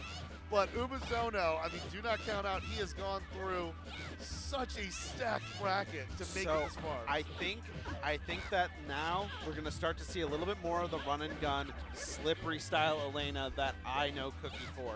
I think that's what the logic behind this healing pick is, because it's all about get your damage and then back out and get away. And if you get a couple of hits, that's fine. Just get them off of you. And then all of a sudden you can just get that health right back. It's no big deal. Yep, and it also forces Umizono to commit, to chase, to do it. But what a confirm from Umizono. We got this Oh, I love it. Then whips the stand roundhouse for the frame kill. Tagged with Got him. another back fierce. Those have been just killer for Cookie. Engage. A lot of times where Cookie thinks that it's safe to just kind of get out of the range, and all of a sudden you just get tagged with a back fierce, and as Chun, that's all you need. And we have not seen Cookie use healing either in this fight as well. Despite having the super meter built up all the way, you got to find the opportunities to lane it out and get to the other side, but this is going to get close to the kill. Oh, the patience there from Umizono. He kind of sensed something in the water that something was up, and just trying to throw out a prayer there. And the first game of the bracket reset going to Umizono. Just heads up situational awareness. Umizono able to take it. Let's see what Elena will reach for as well. Going back to the Brave Dance because Umizono was closing the distance so well that there was just no opportunity or hope for healing to happen there. So Yeah, at this point, Cookie just needs to recompose and just find a way to get on the board at this point. And the other thing too is that healing is only a 1 bar. It's a huge 1 bar. So that negates the opportunity to have EX Mallet Smash come in and really be about the business. And that helped Cookie a lot in the earlier rounds that she won. Nice blocks. Umizono starting to walk forward, pushing Cookie further and further to the corner. Oh, wow, the feint out. That was wild. That is one way to open it up.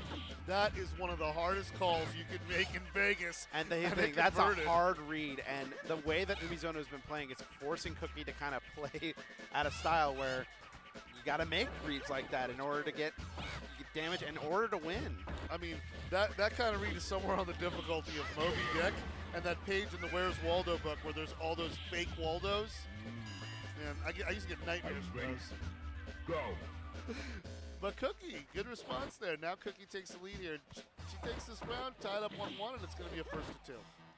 But it looks like the Brave Dance with Elena is probably going to be the tried and true for her in this tournament, and we're just going to have to hope. Great pokes there. On the East Coast, because the East Coast is rooting for her, That Sly going to be punished with a throw. I like that Cookie's showing a lot more patience, not wanting to walk forward, risk getting tagged with one of those back fierces. Oh, got but him. not watching the ankles. Yep, what a confirm. And then just takes a step back for the shimmy. Umizono just, oh no, the Brave Dance all blocked. He has enough to kill, but doesn't get the super Doesn't R2 get with the confirmed. This fireball. could be huge. Yeah. Mallet smash. Here comes the meter spending. Back fierce, The putting a back- stop to that right now. But punishing the slide with the super 2. Brilliant. 1 round apiece. Even Cookie reacting, acknowledged like that was good. That was good.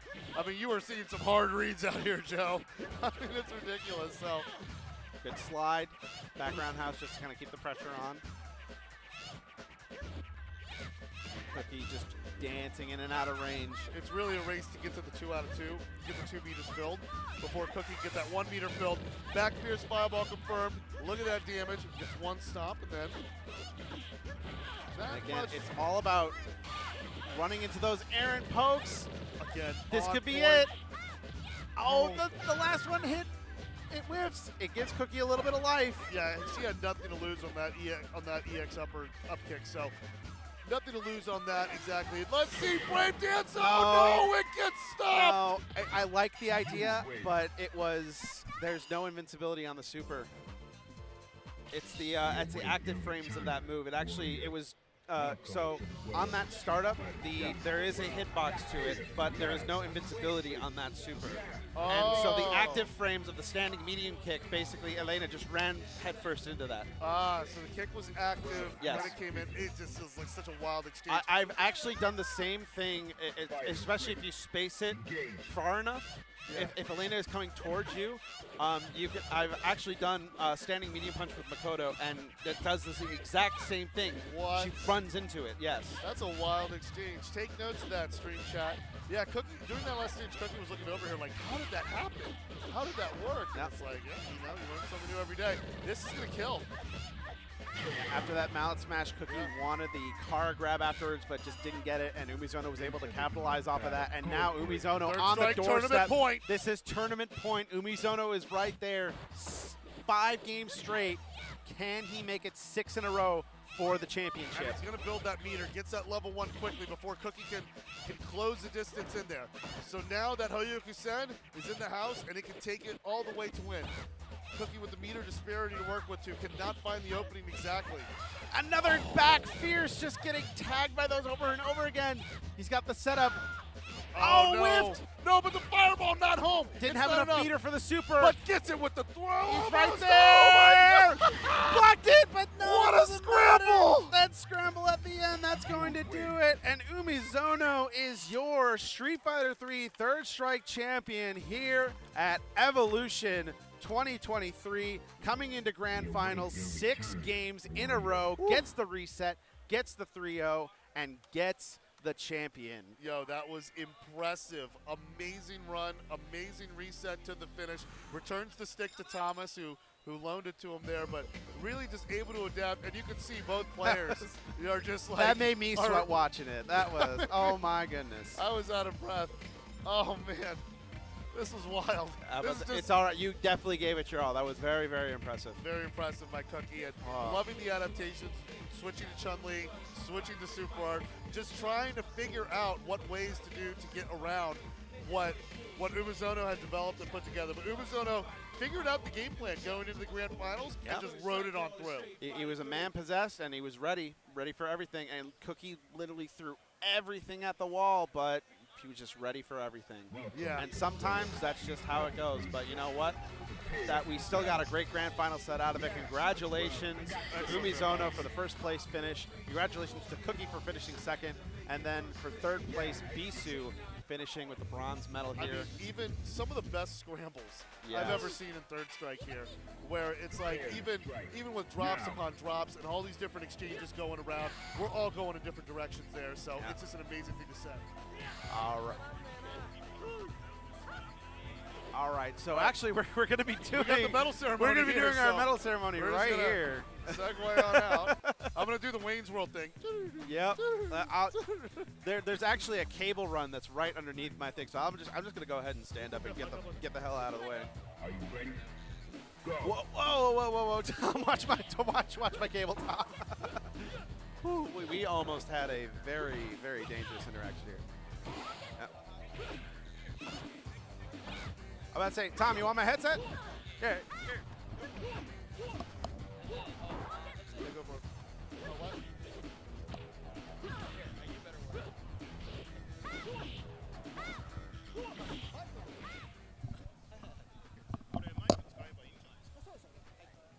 There's game audio going on there. People are still playing.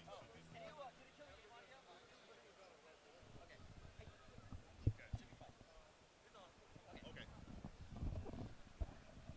All right, so this is Ishizawa, also known as Neo G. Hi. He is the director of Third Strike. ですですとか And so I have some questions. What brings you to Evo? エボ何しに来られたんですか？もちろんサードとかカップ S2 とか昔のカプコンのタイトルサイドのやつを見るのと、あとアルティメットマーベルVSカプコン3がベスト8トップに選ばれて、さらにベスト4の最終日になるってことになったので、急遽飛行機のチケットを取ってきました。 So I'm here obviously because of the Third Strike and all the big tournaments, but also Marvel 3. I'm here for the finals because I was chosen to be a part of that, and so I bought a longer a ticket just because of that. So and because of the event as well. Coop Cup. And then, all right, second question was, The first question was, how do you feel about? so how do you feel about everyone still playing your game after 24 years? その74年以上長くみんな続いてるってことをどう思ってますか？自分にとっては。そう24年ですかね。はい、すごく嬉しいです。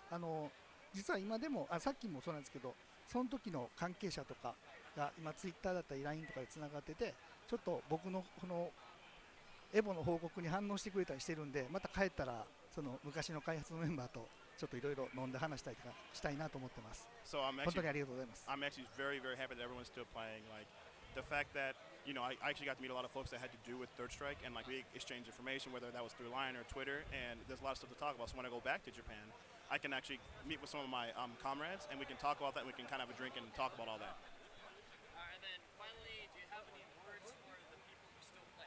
まだやり続いてる方々に一言あればお願いします。本当にずっと遊んでいただいてありがとうございます。これからもう24年でちょうど次で25年ですかね。ちょうど四半世紀になると思うので、そこでまた最強の人を集めてもらったらで、もしそんなんしたら僕また見に行きます。まあクーペですかね、多分ね。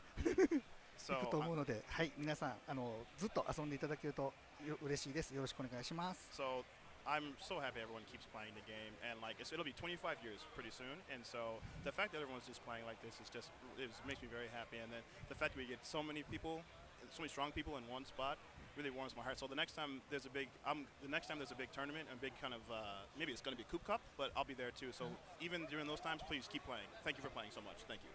Thank you. Thank you. Thank you everyone. ありがとう。All right, medal time. All right, medal time. Okay, I need All right, top it's medal eight. time. Top 8 over here. All right, thank you for joining us. That was a dope That was interview. really, really cool. That was cool. We got a special treat with that. I I'm happy. I forgot that he was here. All right. So we got to center everybody up.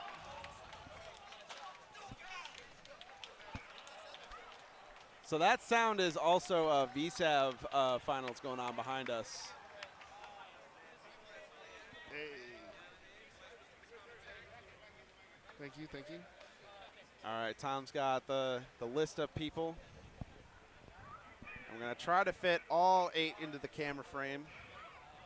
Do we zoom out? Probably not. Oh well. Well, if not, then the easiest way is just back up. Okay, we've got pretty much so we got FM Huang getting his medal.